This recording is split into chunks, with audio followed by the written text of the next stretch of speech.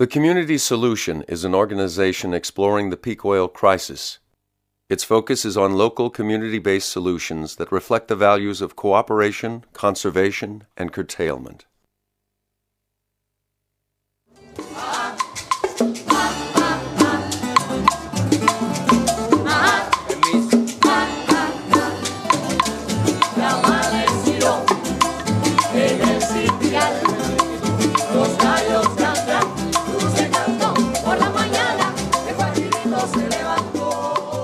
The breakup of the Soviet Union in the early 1990s created a major economic crisis in Cuba known as the Special Period.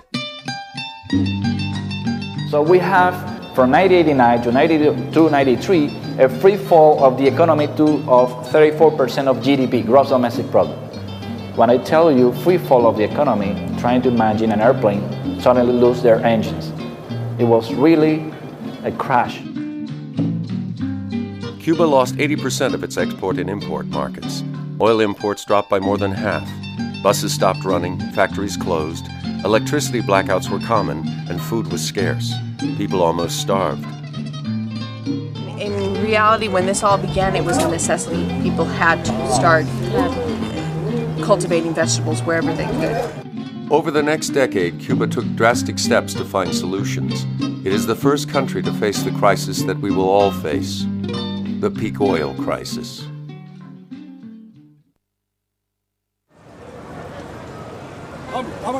Vamos. 2 years ago, we learned about a concept called peak oil, in which we will find that oil production is sort of reaching a peak sometime in the next few years and will be going down, and that implies basically a major change in our way of life. And what we've discovered is that Cuba, because their own artificial peak oil was imposed on them when the Soviet Union collapsed, is actually a model for what's going to take place in the rest of the world. So we wanted to see if we can capture what is it in the Cuban people and the Cuban culture that will allow to go through this very difficult time without competing over scarce resources. And we think Cuba has a lot to show the world about how to deal with energy adversity, which I think we'll all be facing.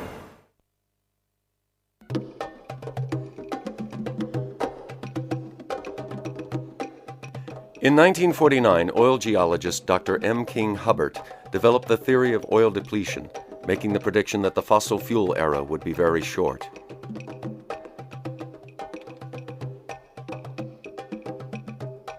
In 1956, he forecasted that American oil production in the continental 48 states would reach peak production in 1970.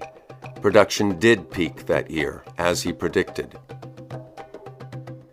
In 1974, Hubbert testified to a Senate subcommittee warning of the dangers of declining fossil fuels in an exponential growth culture. The U.S. oil peak in 1970, combined with a crisis in the Middle East, led to severe oil shortages and an economic crisis in the country. Americans experienced record high interest rates, long gas lines, the highest gasoline prices in history, recession, and a declining stock market. Government films were produced explaining the problem. We were caught by surprise with a crisis that could recur and recur unless the entire country recognized the dangers of a quite real energy shortage.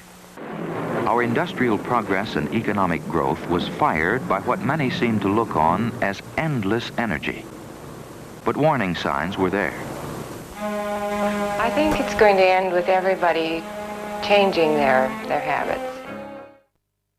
During this time, gas purchases were restricted to every other day, long gas lines appeared, and the speed limit was lowered. President Carter formed a task force, which in 1980 published the Global 2000 Report to the President. The report pointed out that by the year 2000, half of all the oil available in the world would have been consumed. Carter had begun a new energy policy. Tax credits were offered for alternative energy, and wind turbines began to appear on the landscape.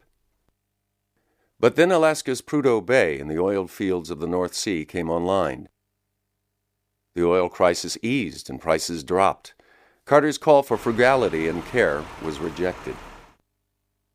Ronald Reagan moved into the White House and dramatically cut research and development for alternative energy.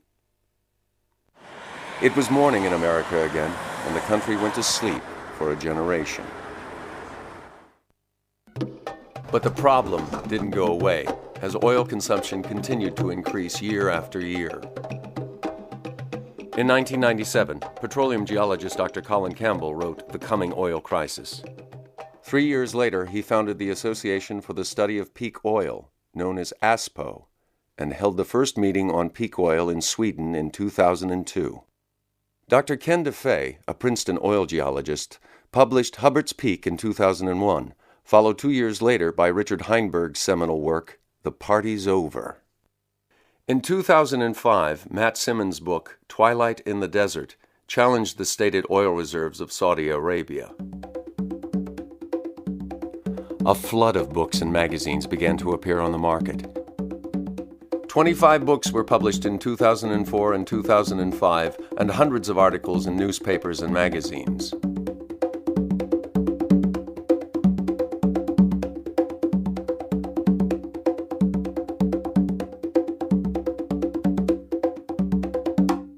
The long sleep of the 80s and 90s is coming to an end, and with no more preparation than in 1970, global peak oil is arriving. Peak oil is the point in time when oil production reaches its maximum. And that doesn't mean that we're running out. What it means is that we're going to have a continuous decline in production from that point. Peak oil occurs when a reservoir is about half empty. Reservoir pressure drops to the halfway point, and so less and less oil will be extracted each year. World oil production grew slowly until the 1950s, then accelerated until the late 1970s, dipped for a few years because of the Mideast crisis, and then began increasing again. In a few years, we'll hit the ultimate peak when half the world's oil will be gone. Oil production will begin to decline. At the same time, world oil demand will continue to grow, and world population is increasing along with it. What peaks is not total oil, it's the easy oil to produce. What's left is the less desirable oil that you couldn't get out in the first place very fast. It takes more energy to produce, and a far smaller quantity comes from each well. Oil is finite, natural gas is finite, coal, uranium, all these are finite fuels. So there's going to be a peak for all of these, and peak oil is just the beginning. The effect on our culture could be extreme. Our economy and our way of life are based on consuming oil and other fossil fuels. Each person in the U.S. consumes the yearly per capita equivalent of 10 barrels of oil for food, 9 barrels of oil for automobiles, and 7 barrels of oil for their homes. The major use of fossil fuels is for food production. What peak oil means is essentially a limited supply. World oil discovery peaked in the mid-1960s and has been declining ever since. Right now, we're consuming about 5 barrels of oil for every one that we discover. That is an unsustainable amount and can't be continued much longer. But at the same time, we have increasing demand throughout the world, especially in developing countries like China. Now, in 1993, China had 733,000 cars on the road, and by the start of 2004, they had 6 million cars. By the end of 2004, they had 8 million cars. They've convinced people that it's nice to drive. Well, the whole vision for these developing countries is that they're going to be like America someday, and that the people are going to be able to consume the way that Americans have consumed. But that's not going to be able to happen. And that's not even possible for America. Americans won't be able to consume like Americans today. Peak oil is unprecedented. We've never become dependent on fossil fuels before in human history, and we've never experienced a peak in fossil fuel production. So we're flying blind as a global community. And so we need examples. We need some sort of laboratory experiment where we can run this and see, what's the best way to do it, what's not so good, and so on. And Cuba provides us with that because Cuba has already undergone a kind of energy famine.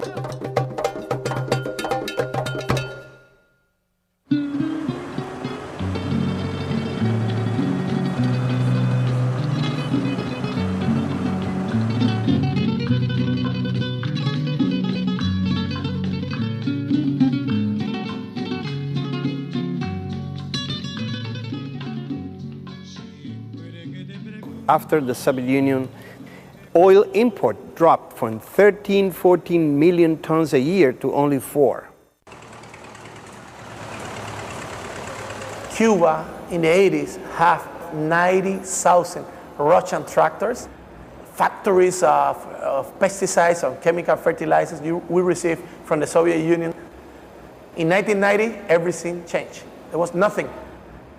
When the deep economic crisis began in the early 1990s, it was a change in our lifestyle. We all of a sudden saw abruptly, in a matter of weeks' time, a huge change.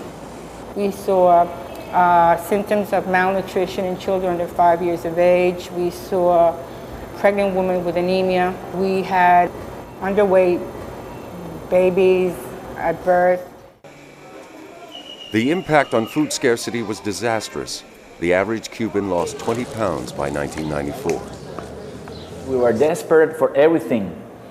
We don't care about first world quality standards on any commodity. We just need food. It doesn't matter what you bring, we buy it. Without imported fuel oil, it was impossible for Cuba to generate the electricity it needed, resulting in blackouts throughout the country. Well, we had, at that time, power cuts that lasted for many, many hours, maybe up to 14, 16 hours a day. And this, in a climate such as ours, is very difficult because you do need the fridge so the food won't spoil. You had to cook on a daily basis what you had to eat at that moment because you just couldn't put things away. And it was a very difficult moment. Power cuts were particularly hard in Cuba's large housing complexes. In a tropical climate, with its heat and humidity, it was difficult to be without the use of air conditioners and fans. Without elevators, people used the stairs. Water was carried up or hauled up the outside of the building using a pulley and rope. When taking a bus, people had to wait 3 to 4 hours. When the bus arrived at work, often there was no power. So even if they got to work and had electricity, there was nothing to do. After work, they'd have to wait another 3 to 4 hours for a bus, and often when the bus arrived, it was full and they'd have to wait for another one. The government imported 1.2 million bicycles from China and manufactured 500,000 more. We had to then learn how to use bicycles, and bicycles were distributed all around the country to try to get to our workplaces. Doctors went to the hospitals, on bikes, without any culture of using bikes. It was just political will, that was it. There's no other way. In 1992, the United States tightened its embargo on Cuba. Any ship that docked in a Cuban port was denied access to the U.S. for 6 months afterwards. Almost overnight, $750 million worth of food and medical supplies to Cuba were halted. A few years later, the embargo was intensified, and foreign businesses working in Cuba were barred from entering the U.S. Cuba's access to foreign capital was crippled. In the case of Cuba, you try to suffocate a country. You deprive the country of access to financial sources, so Cuba cannot have access to the World Bank or to the IMF for good. An American dollar reached 150 pesos. And the average salary is like 2 pesos. No? There were people that were making $2 a month. So money was not useful to get stuff. So we end up being like an experiment, no? Like with controlled conditions. Like nothing or very little things can get from the outside, so everything has to happen from the inside. During the first 5 years of the special period, government food rations kept the crisis at bay. These food distributions guaranteed a minimum level of food to each of Cuba's citizens. And it was invented when we lost diplomatic relations with the U.S., no more economic relations with the U.S., and in order to prevent hoarding. Okay, so the more people that had more money would just swipe, do away with everything on the counters, and others would go hungry. They invented this ration food distribution system. With food imports reduced by 80%, the government-supplied food distributions had to be cut drastically. You have the official state market through subsidies, ration card, which has been shrink to perhaps 1/5 of consumption, from almost 100%. Now, let's go to this board because I want to show you so you can understand. This is on a monthly basis.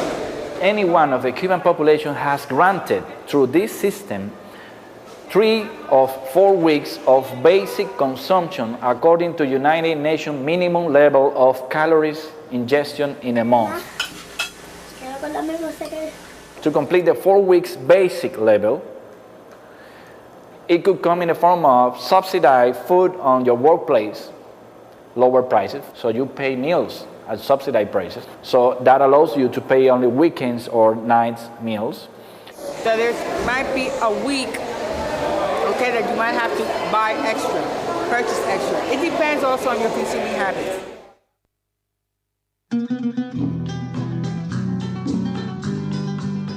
Every aspect of Cuban life was affected by the special period, but no change was as far-reaching as agriculture. Cuba had committed to the Green Revolution, a system which requires the massive use of fossil fuels in the form of natural gas-based fertilizers, oil-based pesticides, and diesel fuel for tractors and other farm machinery. The country's agriculture was more industrialized than any other Latin American country, and exceeded the U.S. in its use of fertilizer. The Cuban agricultural conventional Green Revolution system never was able to feed the people. It had high yields, but it was a lot oriented to the plantation agriculture, open economy. We export citrus, tobacco, sugarcane, and we import the basic things, 55% of the rice, more than 50% of the vegetable oil, of the oil and the lard that we consume. So the system, even in the good times, how people here remember, never fulfill the basic needs. Cuba's agriculture began to falter as one problem after another halted production. Fuel and parts for tractors were almost impossible to find. Seeds, tools, animal feed, and vaccines were scarce. Esto trajo como consecuencia que el de estar aquí era prácticamente una agricultura de supervivencia. Y los insumos que había de químicos ya no existían. Por ello que se dejó de la harina de trigo, los fertilizantes, los granos, el aceite. Fue un golpe muy fuerte. Y muchas personas pensaban que el proceso podía colapsar en 3 meses o 6 meses. Y realmente fue una etapa muy difícil para readaptar la economía a las nuevas condiciones. The lack of fuel drove us to have a very big shortage of food. So people, they end up squatting places in the city and growing food there. Without knowing how, because there were engineers, there were doctors, there was not farmers.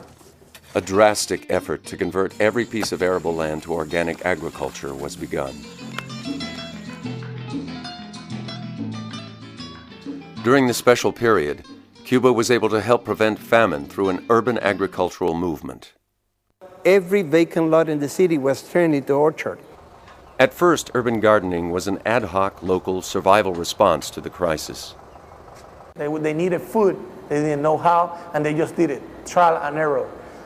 And there was a space, they have a problem with garbage, dumping, rats, so they fixed all of those problems, get rid of the garbage and start growing things there. Another thing during the special period was the identification of idle plots of land, right, that were cleaned up by the community and turned into agricultural gardens, urban agricultural gardens. Hearing of the crisis, Australian permaculture experts came to Cuba to assist in developing new ways to garden and raise food. So in October of 1993, the first 2 Australians came. And so we started to design the rooftop garden in that place. And after that, we got this small project. For us, it was a lot of money, $26,000 American dollars.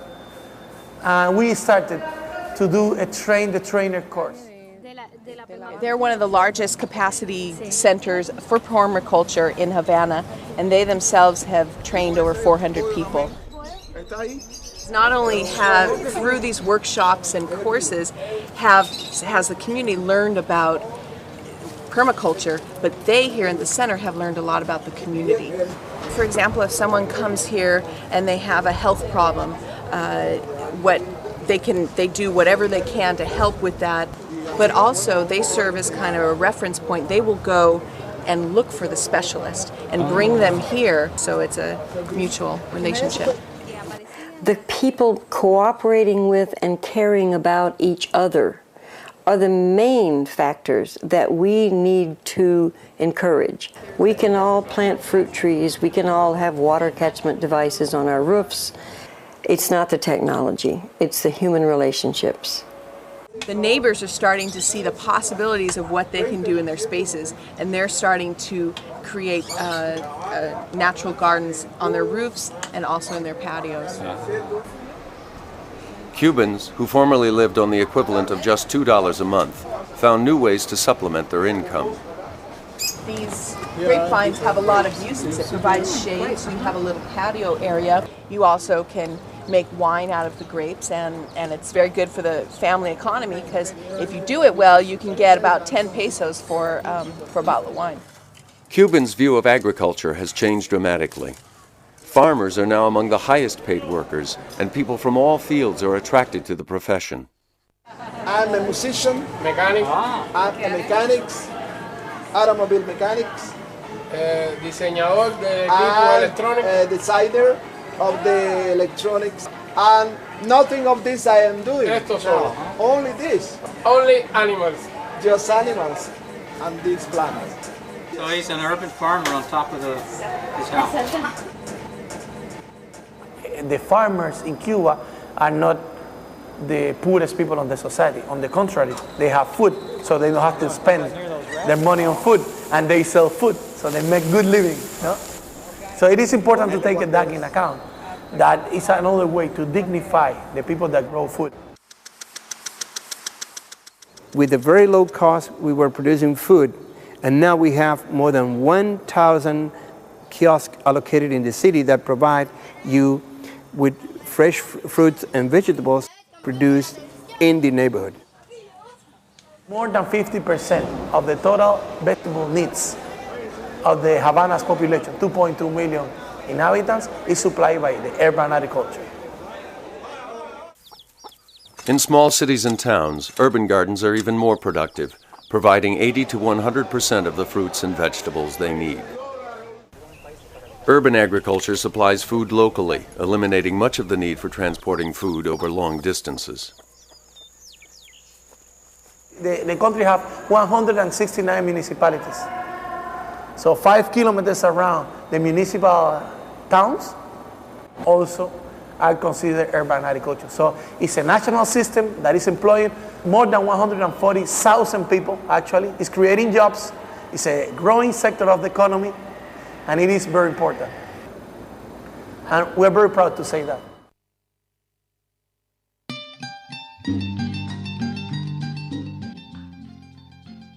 Cuba eliminated the need for natural gas-based fertilizers and oil-based pesticides by developing organic farming methods.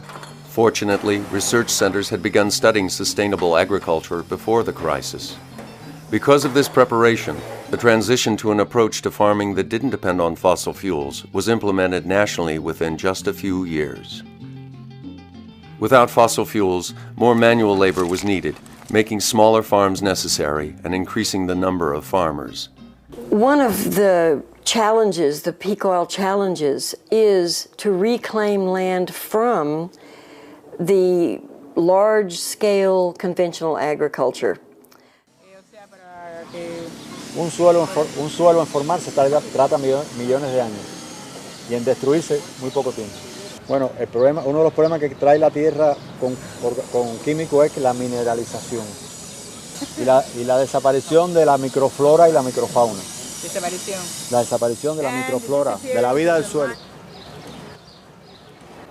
The soil is a living being. And in the topsoil, in the first 3 inches of soil, is the key. You add chemicals, you damage all of that. So then the soils became almost like sand. So we're going to be having interesting challenges and to rehabilitate the soil. Cuba found that it took from 3 to 5 years to make the land fertile and productive again. Organic needs a transition, no? Needs some time and needs some money to establish the system, because when you get the soil is so damaged and dead that you need to to rebuild the soil. You need to bring back the soil to life, and that takes time and a little bit of money as well. You have to follow the natural cycles. So you hire nature to work for you, not work against nature. To work against nature, you have to waste huge amounts of energy. Conventional people use this heavy machinery that compacts the soil, huge tractor, huge combine trucks and things like that.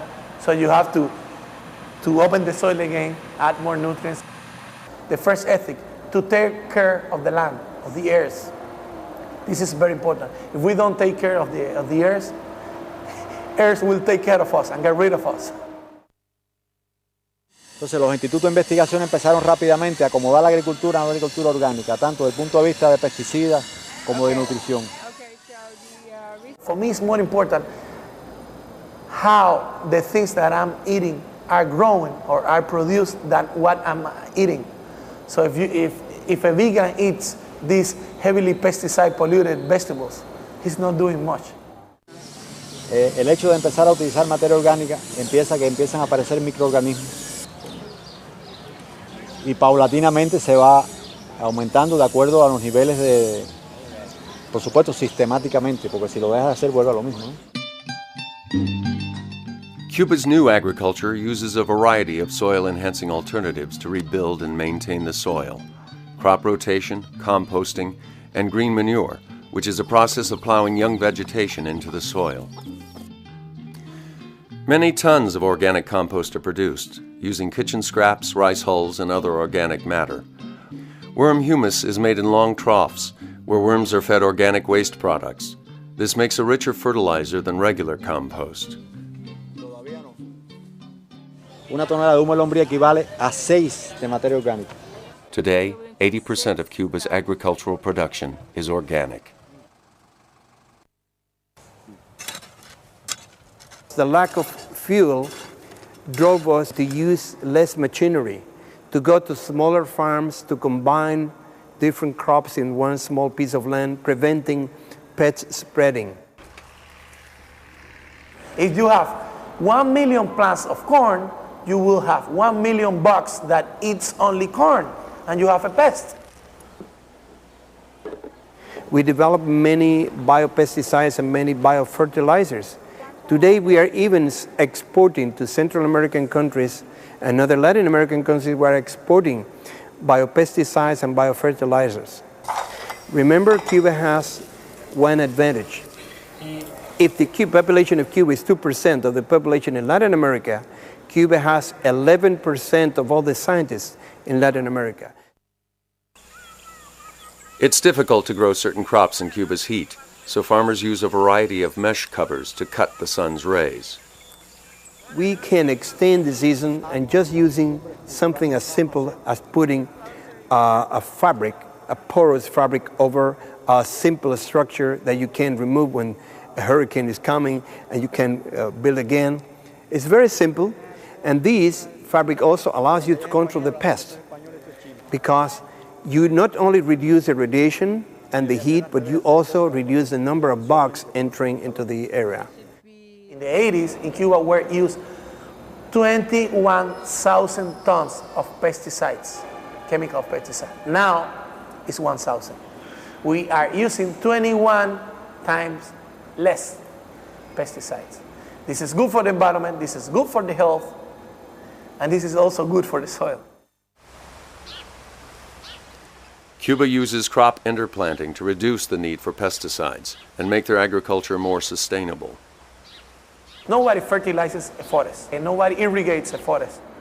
The forest do by itself. So if you are able to create like something like a food forest, your main effort is like pick the fruits and pick the products.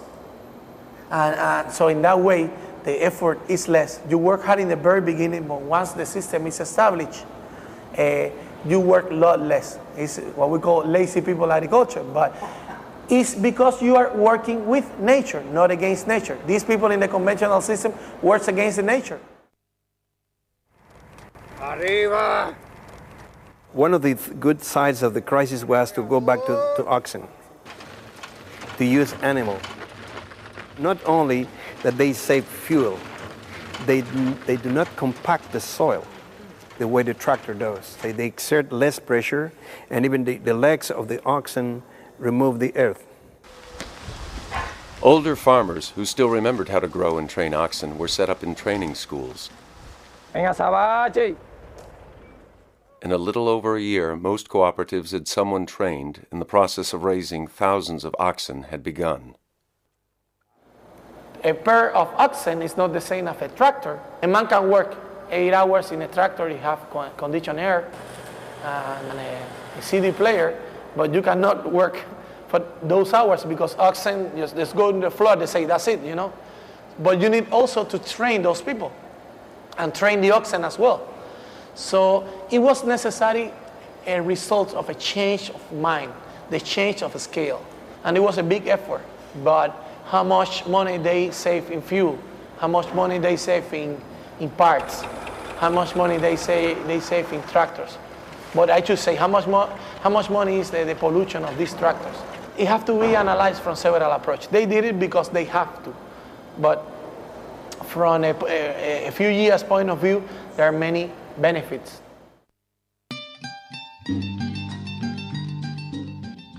To increase food production, the government worked with farmers to find local solutions.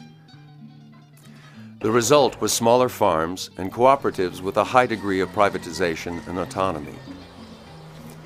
40% of the large state farms were divided into privately owned cooperatives. Tens of thousands of acres of land were leased rent-free to small farmers. Decision-making was localized with fewer state regulations. 2 requirements. You grow things there. If you don't grow things there, we take you the place away from you and give it to somebody else. And second, that the land is delivered to you in usufruct. Usufruct is an old Roman word that means that you can use the land without paying taxes or without paying for it. But if this land is needed for another purpose, it can be like you have to give it back to the government. These smaller farms and cooperatives were better able to use the new sustainable practices vital for growing food organically.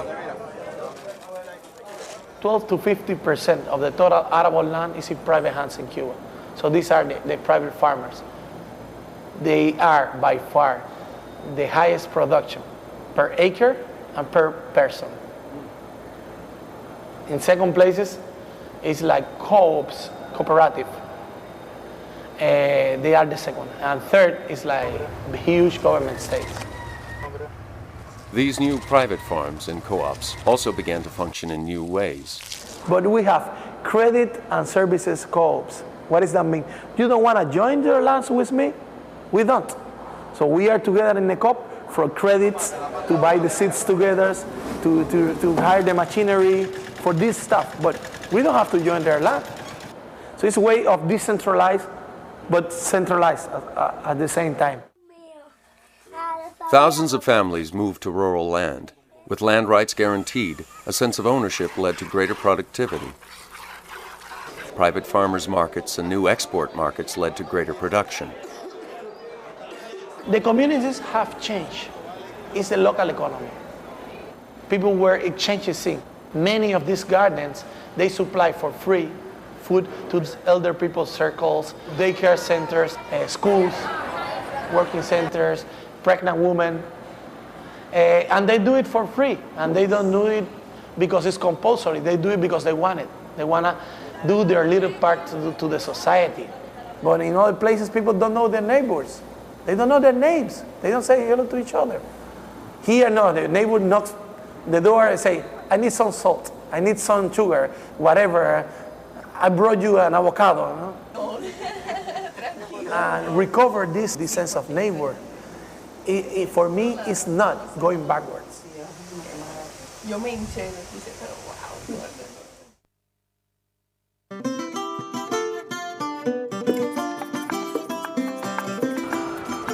Without oil for transportation, Cuba's educational system was threatened. Decentralizing universities provided people with access to nearby schools for higher education and lessened the impact of fuel shortages. The example of the universities now that to put in every municipality also, because in my opinion, transportation and housing is right now the biggest problem in Cuba, because this depends more on oil. This large building was the most exclusive school in Cuba, the Sacre Coeur, but today is the University of Medical Sciences. For your information, Cuba had 3 universities, but today has about 50, 7 of them in Havana. Medical clinics and schools are available throughout Cuba. During the crisis, the Cuban government continued supplying its citizens with free health care and education. Very different from what happens worldwide when there's an economic crisis. The first thing they do is cut down on social services. This was not the case. Doctors, nurses, and social workers live within the neighborhoods where they work, part of the social fabric of the community. Cuba's free medical care helped them in the crisis. In spite of the hardships, they maintained a lifespan and infant mortality rate roughly equal to that in the U.S., even though the average Cuban consumes less than 1/8 the energy of the average American. Overall, the economic crisis improved Cubans' health. Increased walking and biking reduced diabetes and the number of heart attacks and strokes. The Cuban diet changed. Fat consumption was reduced, while more vegetables and a wider variety of vegetables were eaten. Cuba actually trains more doctors than they need and sends them to developing countries around the world. They also exchange doctors and medical expertise with Venezuela in return for oil.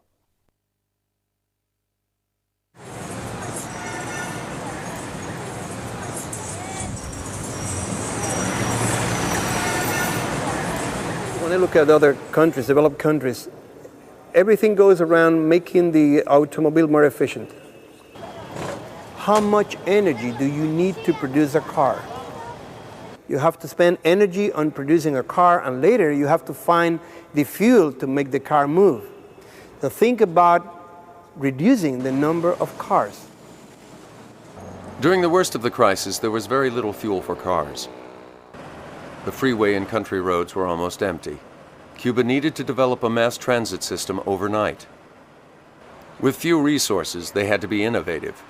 Old trucks were made into buses with canopies to keep off the rain and steps welded on the back. Another solution was the camel, a trailer pulled by a semi-tractor that can carry up to 300 people. In Havana and other provinces, carpooling and hitchhiking are common. Government cars are required to pick up anyone who needs a ride.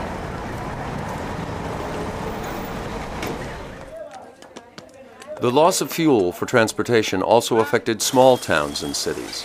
There, people turned to horses and mules for transportation.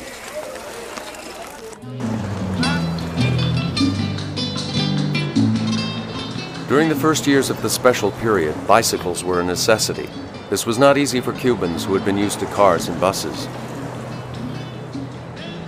It requires more consciousness and more awareness about the use of the bicycle, that the bicycle is not something that we have to use because we don't have fuel or we don't have buses in the city. The question is that the bicycle never contaminates, is more healthy, and for short distances is very practical. But if you have to move 20 kilometers a day back and forth, 40 kilometers a day in a Chinese bicycle, no gears, all steel, after 5 years you hate it. And that was what happened in Cuba. Like at some point when there are a little bit more camels and buses, people just quit because they were sick of it. One day people start thinking about the end of the car. There will be an era, a moment in the life. So one day the car appeared and one day the car will disappear. The car will be something that we will remember as a moment in the development of the mankind.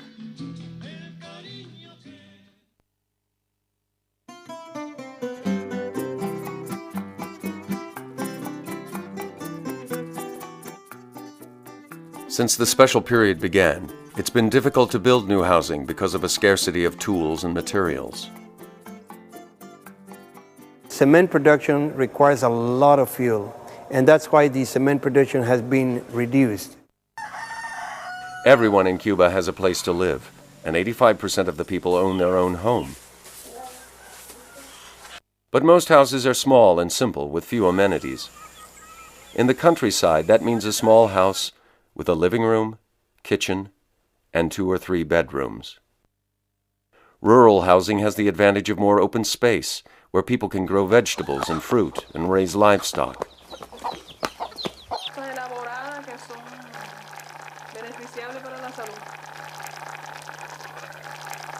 Todo lo que vamos a almorzar ahora es de nuestro huerto, menos el arroz, los frijoles, el cerdo, las lechugas, todos nosotros lo sembramos y criamos en nuestro huerto. In Havana, if you don't live in one of the old single-family homes, it may mean living in a dilapidated building or with your relatives in a crowded apartment. Even so, the city is a place many people want to live. Havana already has the values that many urban planners and architects in the world would like to recover. Many people have come and said, you should preserve the city we want to recover. After the big sprawl, many people are looking back to the traditional city and looking the ways to live in the traditional city in a more human way. But living in a city without adequate transportation causes major difficulties. And the other problem here is that this is only housing and they have to go to the city. They have to come and go, they have to commute. And they have to spend time in looking for a transportation between the city and the neighborhood. To reduce the long commutes, new mixed-use developments include schools, places to work, and places for recreation within walking and biking distance of people's homes. Everybody must use the same space. So design provides a common space for everybody. This is a way to keep your community alive.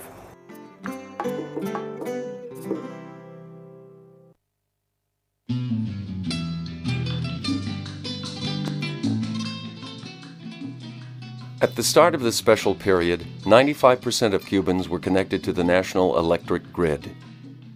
The other 5% lived in remote areas. Photovoltaic and wind energy are too expensive to meet much of Cuba's energy needs. But for areas not connected to the grid, small-scale wind and hydro systems, as well as solar panels, are used. Priority is given to schools and clinics. Recently, more than 2,000 rural schools were supplied with solar panels to have electricity. It was less costly to give them the solar panels rather than to connect them to the grid.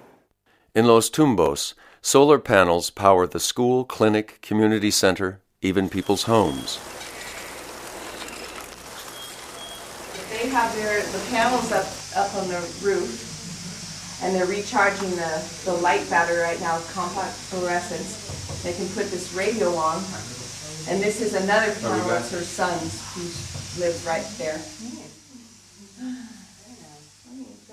Small solutions have been developed throughout Cuba, such as using the sun to preheat water. People in Cuba used to shower with heat water. So they use traditional oil or energy, whatever they have, to heat water. So if we can have solar heaters, it's better. But when you obtain the water from the solar heater, it is 60 degrees. You can save the half of the fuel you use to heat the water to boil. Before the crisis, Cuba relied on imported fuel oil to generate electricity. Without this, they had to modify their power plants to burn their poor-quality domestic crude oil. Our crude oil is very a bad thing for environment, but we had no choice. It's a matter of live or die. They also began using crop waste to generate electricity. Sugar mills have been turned into power plants because you mill the sugar and then you have the bagasse. You burn the fibers, you produce heat, and then you produce electricity. So you can turn a sugar mill during the season or after the season into an additional power plant.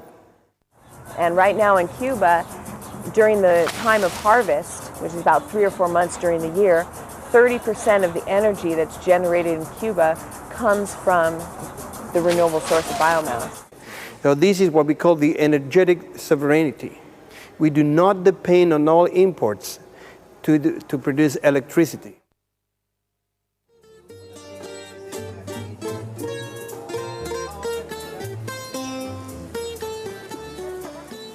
The problem is what the people said about Cuba in the States is not what we are doing here.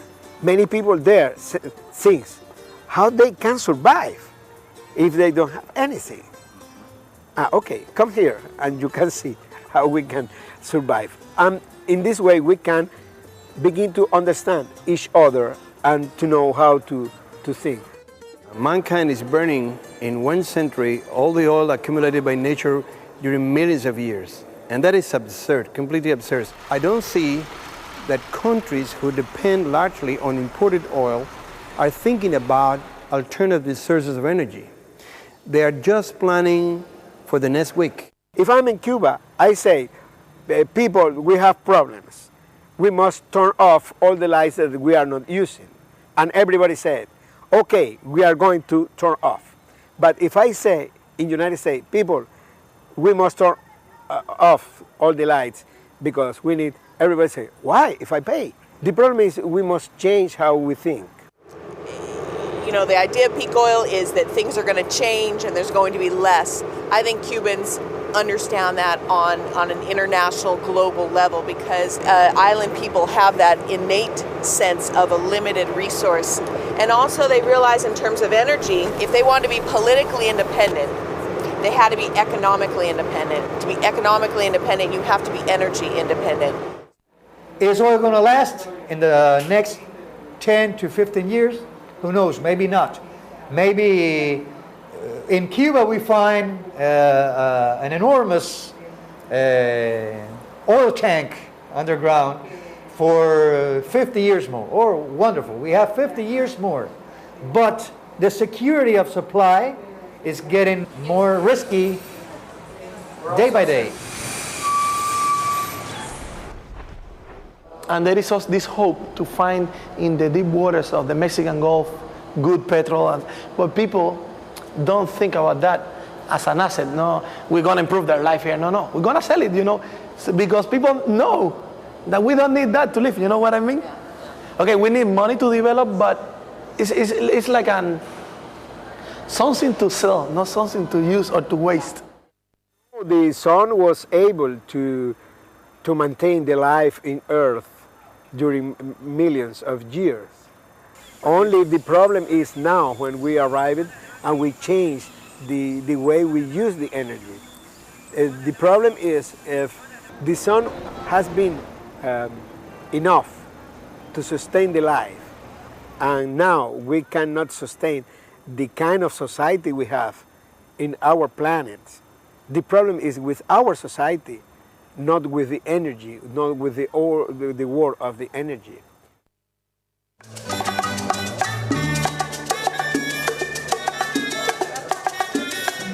Quisiera darte, mi niña, un viaje a la luna, que todo aquello que anhelas pudiera ser.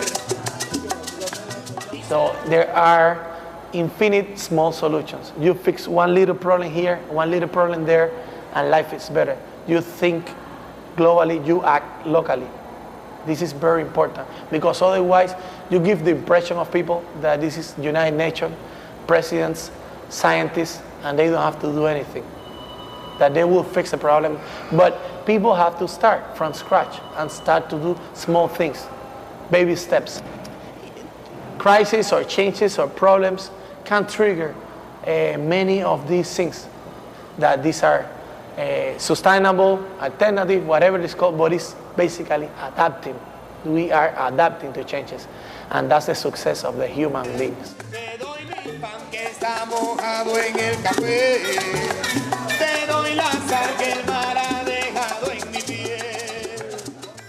What we must know is that the world is changing, and we must change the way we saw the world.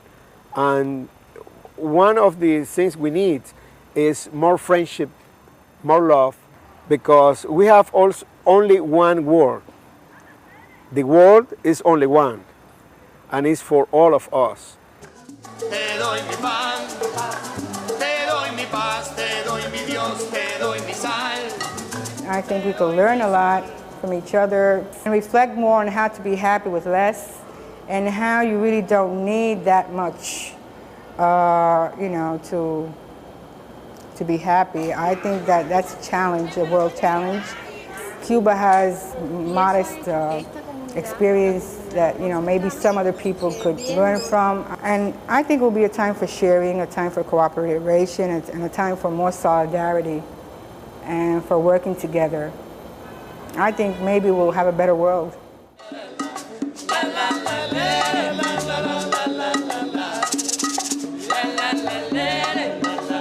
La